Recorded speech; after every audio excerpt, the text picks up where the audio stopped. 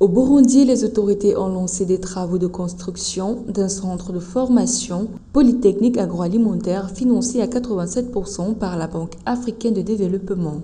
Ce projet vise le perfectionnement professionnel des jeunes et des femmes. Il sera d'ailleurs construit à Gitega, l'une des plus grandes villes du Burundi. Le fonds mis à la disposition du pays par la BAD est de 20 millions de dollars. Le Burundi est un pays largement agricole et agropastoral.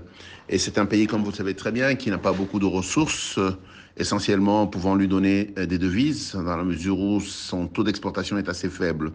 Et pourtant, le Burundi est un pays autosuffisant. Ça veut dire qu'en fait, sur le plan de la nourriture, en ce qui concerne la production, la transformation et la distribution, le Burundi est un des modèles. Selon les autorités burundaises, le centre sera bâti sur un terrain de 156 hectares, parmi lesquels environ 142 hectares seront consacrés à la production agropastorale. Au moins 2000 étudiants, dont 30% de filles, y seront formés et 3000 coopératives parmi les 15 000 membres participants bénéficieront de sessions de renforcement de capacité. C'est une excellente chose que le Burundi mette en place un centre d'excellence avec l'aide de la Banque africaine de développement.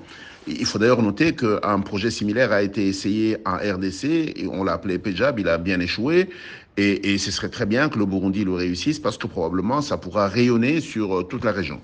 Au Burundi, la production agricole est menacée par les effets croissants du changement climatique et les modèles de production actuels, selon les autorités, ne sont pas très favorables à une production accrue en raison d'un certain manque de qualification dans le domaine. D'autant par ailleurs que le financement de la BAD pour le Burundi comprend actuellement 19 opérations pour des engagements de 372 millions de dollars essentiellement concentrés dans l'énergie, le transport, l'agriculture et le social.